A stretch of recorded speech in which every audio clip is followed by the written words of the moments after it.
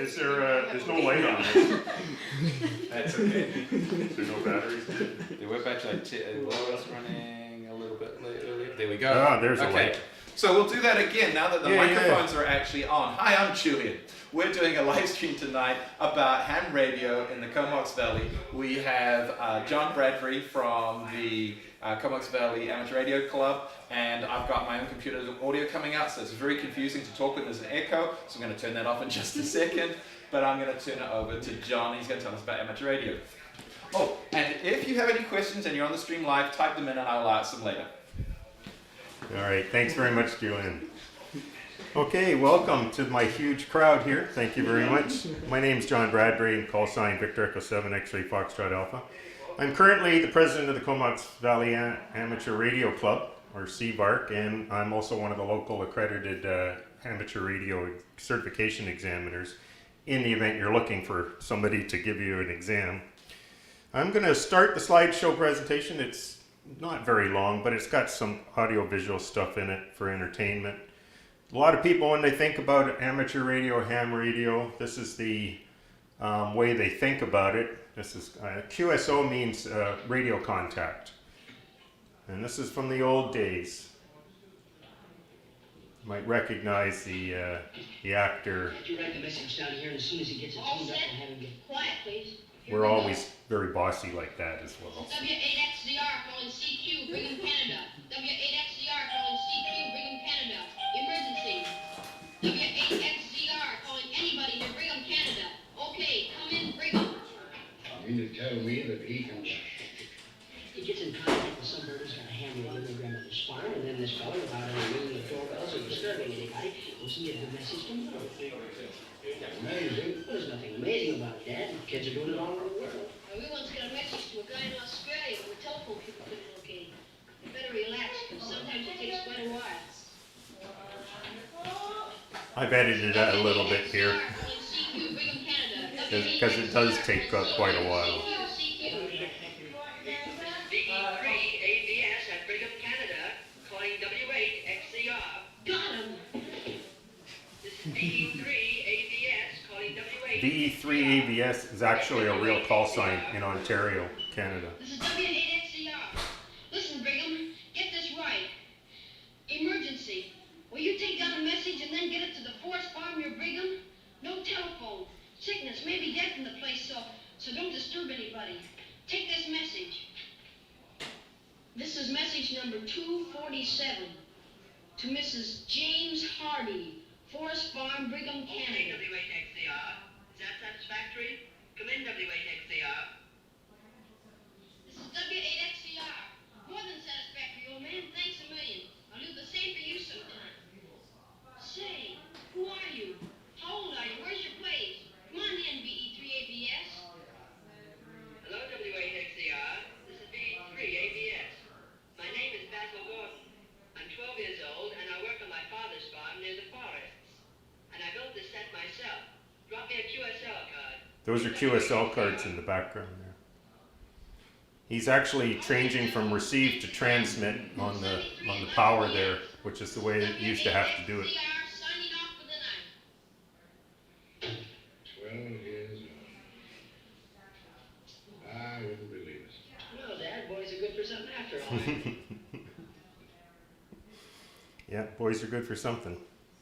So what is an amateur? So a lot of people think that's what an amateur radio operator is. And we do have some people that still from that era in our club. Tend to last a long time when you work in amateur radio.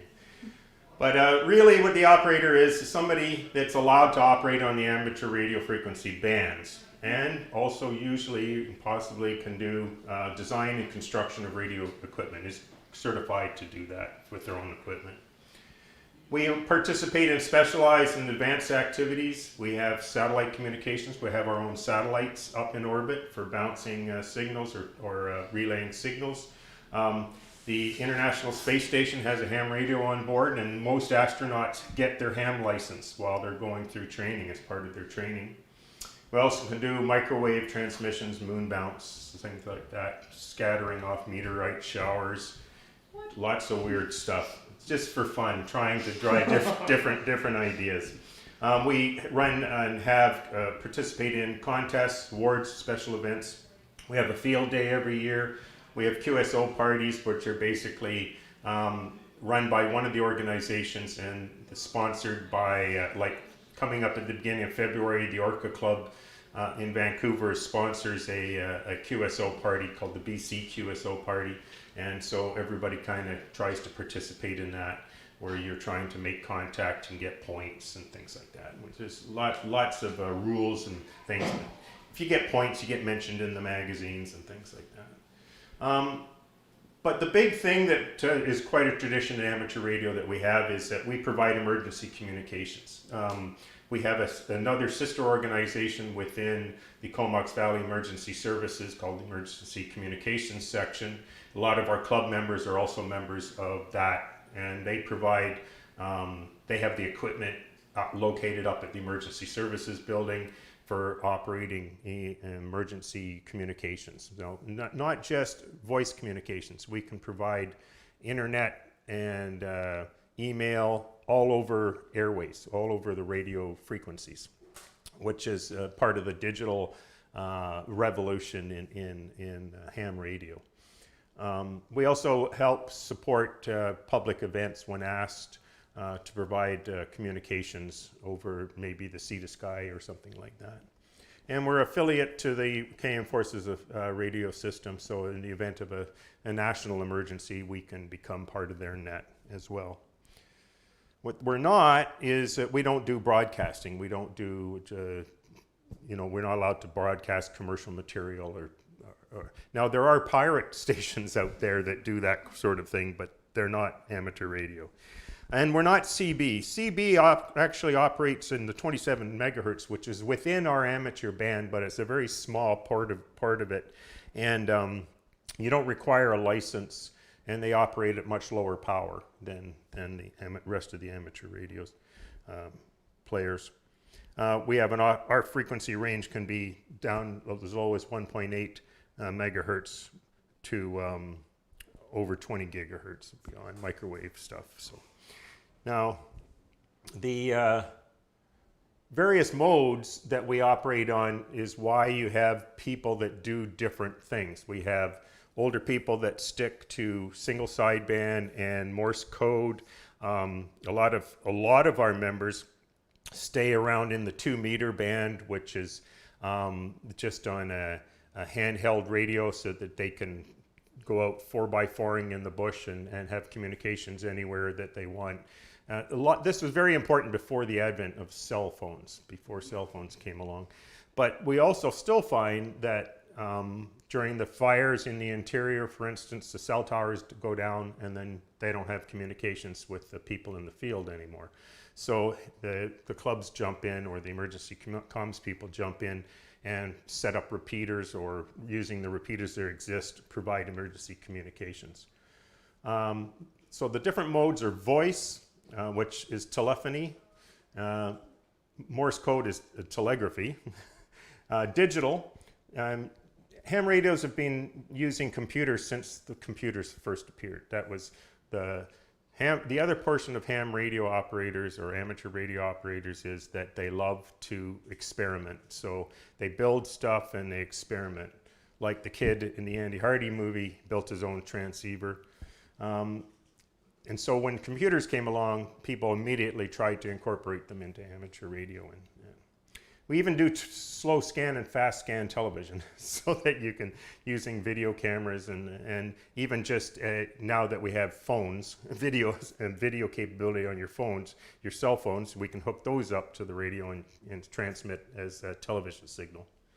And there's lots of other subcategories, like the digital has lots of different subcategories, variations on Morse code or compressed and different kinds of digital formations. Like I said, we can basically send internet traffic, like mostly email or messages.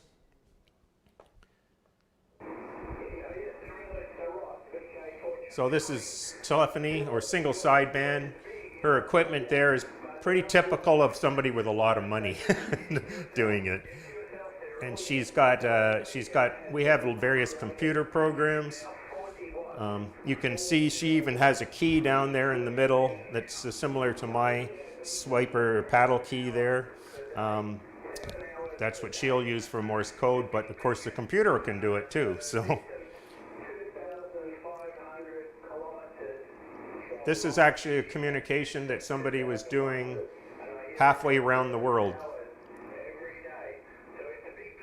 And he's talking about a beacon, which is a transmitter in Australia, in this case, that's constantly putting out a signal, and you listen for that beacon to tell it whether or not you can talk to somebody in Australia. So you go to a set frequency and check. And he's very proud that he's talking to somebody halfway around the world, especially these days. This is a digital signal. That's what they sound like if you hear them on shortwave and you're going around. And then the computer can decode them, and then you can type in a message and send it back. Good old Morse code. That's me transmitting, actually. If you hear it in the background, that's me. Now, I'm doing it at 12 words a minute just so that you can hear the distinct difference from DE, V, VE7, XFA.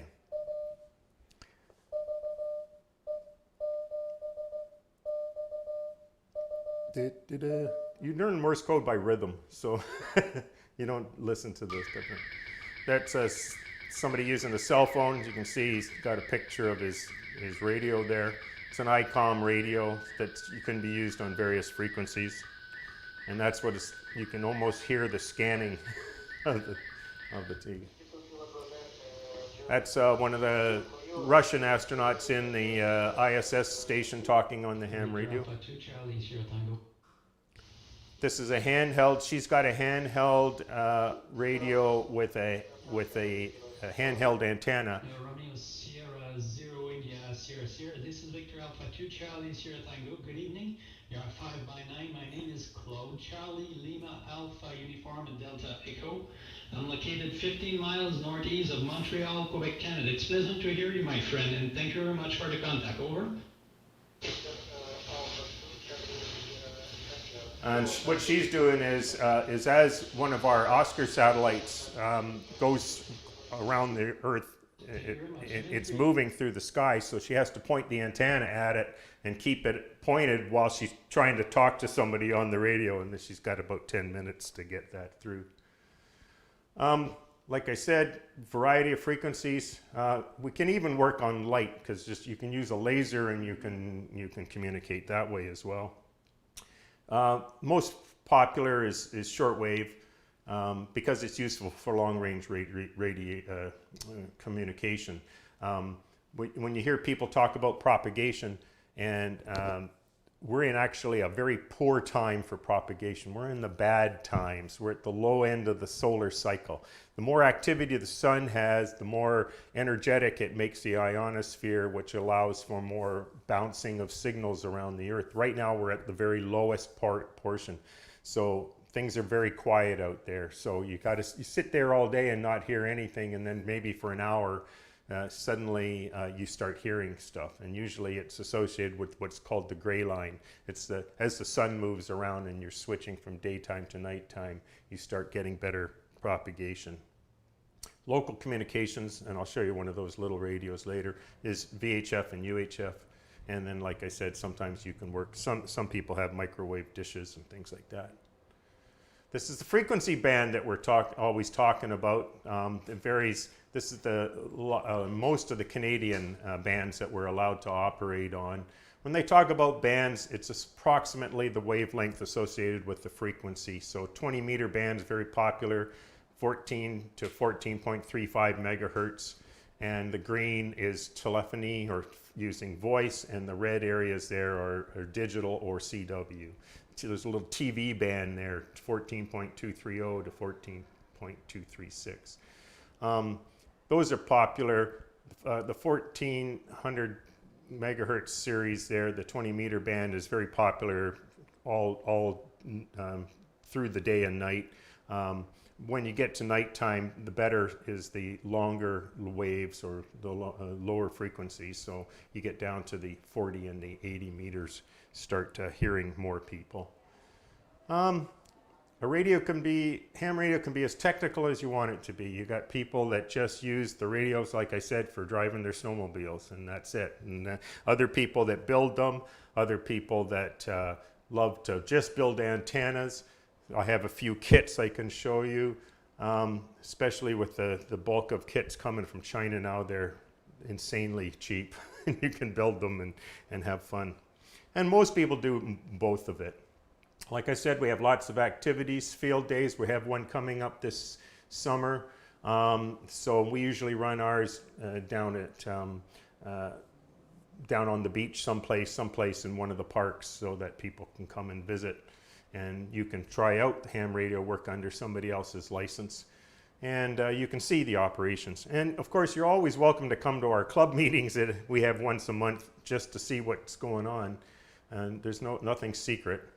Type of operations we can do, rag chewing is what they refer to when you hear two people just discussing how their beer brewing's going or how their wife is throwing them out of the house again. Nets are organized for different purposes. Lots of times there's regular nets that go every day, and you just chat. You just check in. Oh, hi, it's John. There's a military net in San Diego I talk to at least once a week. Then they say, oh, thank you for your service, and we're getting you 599, which is, loud and clear, basically. And then there's contests, and lots of contests, like I mentioned. You can see them online. There's so many YouTube videos on ham radio stuff and what's going. Directed nets are something we also use for emergency comms. So we have a directed net every Wednesday night at 6:45 where all of the people that belong to the communications group just check in on the handheld so that we know the net's working and that everybody can hear everybody else. We also have neighborhood hubs where the older guys that can't get around too much, they sit by their radio, and if there's a emergency, people can come to them and they'll help pass communications on and that. So they take part in it. Logging, lots of time we use the computers for logging information. I've got some slides here about awards and stuff. There's some QSL cards. QSL codes, you hear that a lot. It's just a leftover from the old days. But QSL means contact, so confirmation cards are coming out. And that's the way it used to always be done, was by mail. And things would show up and your cards would show up in the mail. But you can actually do it online now, just like you do messaging. Just a reminder that EQSL, you can even design your own cards online. The field day, it's the last weekend in June, and we set up things. We can have multiple transmitters on site, but we have at least one. And it's a public event. This talks about, I'm just going to run through this part. It just talks about purchasing a radio. Like I said, we have 2-meter radios, which are VHF, UHF, usually dual band, and they run anywhere from $130 up. So they can be fairly inexpensive. That radio I have there was $38. But if you want to get one that's a digital capability and everything, then they start getting up to $300 or $400. You can get mobile radios, and you can use mobile radios in your house. You just set them on the bench is what I do. But everything runs on 12 volts, so that in case of an emergency, you always have 12 volts of power. And they can be fairly inexpensive as well. Then HF radios, then the most common type run around 100 watts output. And little ones like that K2 that I have there, which is a kit radio, was I think about $1,200 new, and you had to build it yourself. But they're done. I bought that one secondhand. So they generally can run you $500 to $700, and you can get a good used one or an old one for about $300. And they have low power rigs, what they're called QRP 5 watts or less. So like I'll show you some of this little kit radios there are only 1 watt, but when you're working on continuous wave or Morse code, you can still get long ranges out of them. And there's if you're deciding on buying, don't buy one outright. Wait till you get in the club. Wait till you're working on your license and get a mentor who'll point out what good radios are. And go to the ham swap meets. We run a swap meet in April down at the Philberg Center usually, or I think this year it might be out at Royston. And you can just show up there, and it's like a swap meet only for ham radio people, and you can get all kinds of stuff there. I hope to find a new radio when I get there this year, so I'm putting off buying one. There's international clubs. If you want to get into it, you can contact myself or any member of a local ham club, or go to an event, or go online. There's lots of things. There'll be some resources at the end. Do you need a license? Yes and no. If all you're going to do, we had one member of our club for years and years and years, he just listened. So he never got a license. He just had a great radio, shortwave receiver, antennas, and he had a great time logging who he could hear and things, but never bothered to get a license. So I ran a course last year, and he took it and got his license. But that way you can participate a little bit. Do you need to learn Morse code to get your license? Not anymore. At one time, it was a prerequisite that you learn Morse code before you got your license. Now you don't have to. But there's some advantages to learning Morse code, is that when you take your test, you can get a basic license. The basic license will only give you access to the higher frequencies, like the 2-meter band. If you want to get access to the other lower HF frequencies, you can do one of two things. You can get a basic with honors, which means you have to pass the exam with a much higher score, or you can get a CW license, because if you have a CW license, you can get access to the HF as well.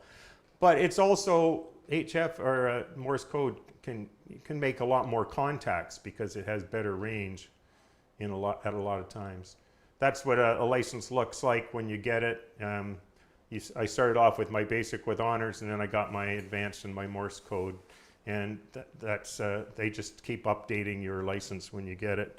You carry it with you. You have a certificate you stick on your wall at home, but you have one in your wallet so that that's what you prove to anybody that cares that you've got a license to use those radios. There's some contacts. They might be hard to read, but the Comox Valley Amateur Radio Club site, we have a Facebook page as well. The RAC site, the Radio Amateurs of Canada, the Orca DX and Contest Club out of Vancouver, and the Comox Valley Emergency Management Systems. This link is there, and when you get there, you can look under volunteer agencies, and you can check out the communications portion of that as well. And that's what I've got for my presentation. I'm going to take questions, and at the same time I can show you some of the gear we have over here. I have a question. Yes, okay, carry on. So, how do you determine the call signs? The call signs, when you're taking your course and then you pass your exam, you fill out a piece of paper and you send it in and you ask for a call sign. But what you can do is go online to see which ones are available. There's a link on the Government Canada site, and it'll say these call signs are available, and then you ask for, you usually pick 3 and then you ask. So I picked mine, Victor Echo 7 X-Ray Foxtrot Alpha, to drive my mentor crazy, because he's Victor Echo 7 X-Ray Foxtrot. So I took the Alpha after it, so it drives him nuts because everybody thinks it's him talking on the radio. Are they internationally recognized, or just? They are. Okay. They're international. The Victor Echo and the Victor Alphas are Canadian. I see. And then you heard some of the American ones. There's Kilo something or other. So it's like aircraft. Right, you can sort of figure it out, and then you can also look them up. Right. So if you hear somebody calling and it's from a country that you've not gotten yet in your log, then you try to get a hold of them, and they're called during contest times, this is when you're trying to get people. The Americans like to get everybody from every state. We like to get everybody from every province. And there's also groups of people that belong to, try to get people that live on islands. So we live on an island, so we're a member of the island, the groups that they're always looking for. Cool. Yeah, go ahead. So can you actually talk to an astronaut when they're in the Yeah, you space? can. There's frequencies and there's time schedules, and you can go to the NASA site and you can figure it out. And you can get online, get on the net, and during the associated times, there was a 96-year-old lady that just talked to the International Space Station for the first time. It's been her lifelong dream as a ham radio operator, and finally she got a hold of them. So. I brought a radio with me. Did you bring one? Mm-hmm. Yeah, handheld or in your car? It's a bit of an antique. A little good. So, like I was saying, this is a VHF, UHF radio. It talks and everything. It's from China. Right now, I've got it set on the 9-1 repeater, which is up at. We just put it up on top of the industrial building in North Island College, and have a big antenna up there and a little shack with our radios in it. There's another one on Mount Washington, and there's one on Newcastle Ridge, halfway up the island. So you can link together to various repeaters, and if you use a thing like a digital mode, oh, there's an old one. If you use a digital mode, you can actually communicate right around the world on this. Right. You can Like with repeater. yeah, with repeaters, and then you have some repeaters that join the internet. Right. And so they go onto the internet, and then the internet connects to another repeater, and then that repeater goes out and connects to somebody on horseback, in Australia with his handheld. So if you do everything right, you can communicate for all over the place. This is the same kind of radio, only this does the same things as this one, but this one's from the 90s, and it's very similar stuff. This is what we used to have to carry around in the bush before the advent of cell phones. I have a question. Yes? So I'm just thinking about in countries where internet is blocked. Is Right. it the same with radio? Can certain frequencies There can be, blocked? yeah. You're not allowed to talk to people in certain countries if the government has said you can't. But you still gotta wait for But people to reach but out. sometimes they will. You can, depends on how strict the country is. But even if you do, you have to stay away from certain topics, right? This is for fun radio, and so you got to stay away from, or else then you will get them kicked off the air or something. Yeah. It would be a lot harder to actually physically block than the internet. Yes, absolutely, because you can turn around and buy one of these, and stick a speaker wire on it and run it out and hook it to a 9-volt battery, and I can, it's not like you could, so it's harder, but there are regulations, international agreed things, so that we don't try to talk to people in countries or that aren't allowing it. Quite often you can hear people calling from these countries, and you can, if somebody calls, you can answer. It's not your fault. This is another kit. It's called a 40 BX. I think this one's a BitX 40. This is a 40 meter radio, which means it operates in the 7 megahertz area. This one operates, I think, on a couple of frequencies in the 7. Anyways, and they come in this kit form. These ones come for about $50, but they allow you to talk a single sideband, and you only have to stick some wires together. So you don't have to be a brilliant electronics person to put them together. You need a little bit of soldering, and that's it. These other ones you have to be a little better solderer, because you have to put the big components on. And I did this one. It was a little. And then I had my mentor check my soldering work, and of course it wasn't perfect. It never is. That's a practice Morse code key. They sell. This one's an actual commercial one. Most people build them. I built my first one for practicing your Morse code transmissions. And my grandson learned his Morse code on that when he was 3.5 years old. Because 3.5-year-old kids do shit like that, right? Excuse my language. Yes, go ahead. So, question from the internet audience: what's the latency when using the radios? And I think the question is like when you speak, how long is the delay before you hear a response back from the other person? Okay, it depends on the frequency range you're looking at, and if you're using repeaters or not. When you're using a normal propagation, there can be a second or so, or a little less even if you've got good bounce. And some radios are set up that you can duplex talk, so you can talk at the same time as receiving. You're talking on slightly off frequency and listening on a slightly different frequency. The repeaters, you do want to give them a little more time. Often the mistake people make is to jam on the button and release, and they're talking, and they don't give time for the signal to get up to Mount Washington and back down again and activate. And it's mostly not really a speed of light type thing issue. It's more what it takes to trigger the radio to switch from receive to transmit, and so there's a little bit of a delay, but not too much. And of course, the longer distances, sometimes you're doing multiple bounces.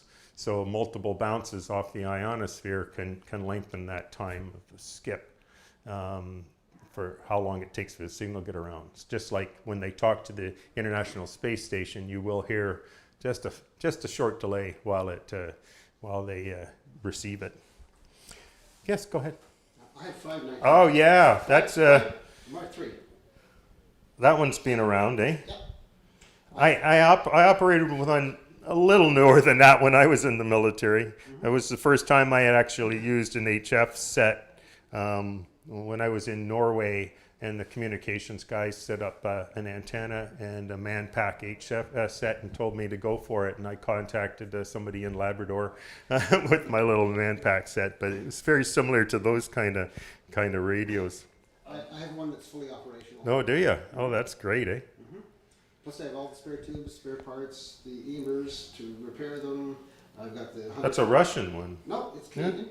It's good. Because it's got the. Oh yeah. Lend-Lease sticker on it. Yeah. So it's got the English and Cyrillic on it. And the Cyrillic on it, yeah. Just in case they wanted to use it.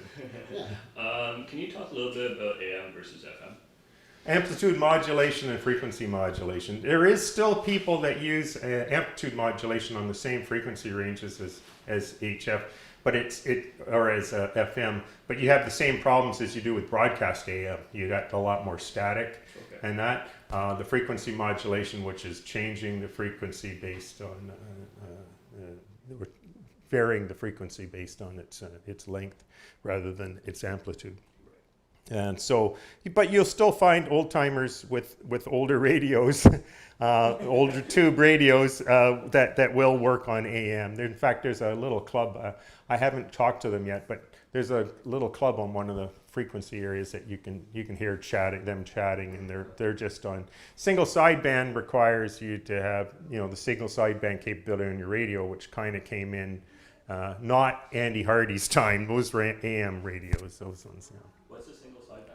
Single sideband is when you have a frequency is going, you got a transmission on a frequency, and it produces two sidebands, one on either side of the carrier. And what you do is your receiver strips off, or your transmitter strips off everything and just sends the single sideband out, and then your receiver puts the carrier back on, blocks or filters out one of the sidebands, and then allows you to hear the rest of it. So it just allows you for more clear communications. Okay. Yeah. It's all that magic stuff. Go ahead. Another question was, what is the first radio that you ever used? Oh, well, like I said, when I was in the military, I used some very old radios. And then and they were from basically leftovers from the 50s, because at that time the government in power hadn't given us money for new equipment. In the 80s, we started getting new equipment, but 42 set or 52 set? Yeah, that's what we had at that time. But later on, we got better equipment. The first ham radio I bought, I actually I bought this one, which is about a 2002 radio, but I also at home have one that I bought that's from the early 80s, and another one that's from the mid 70s. And those radios actually sound better sometimes because they were built with a little more care towards those things. Anything else from back there? No. Anything else? Okay. You can have a look at. I brought these. I don't know why I brought these along, because I got these. These are little family. They call them family radios, right? And they actually operate on frequency bands that, in some countries, require a license. So, but in Canada, we're okay. I think in the States, you're okay if you stick to a certain part of the family band and not all of it. But it's interesting.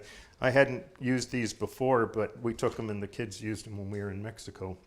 But they're essentially the same idea. They have tone control and they have scrambling and all kinds of stuff. Like we were saying, online are a lot of resources. Since I've got my computer here, did you want to get up the software-defined radio if you get a chance? We'll close up the Q&A part and then we'll move to the kind of hands-on part. Okay. Because otherwise the live stream gets too hard to manage. Okay. So at this point, I'll just say thank you very much, John, for coming and giving us a good talk about amateur radio.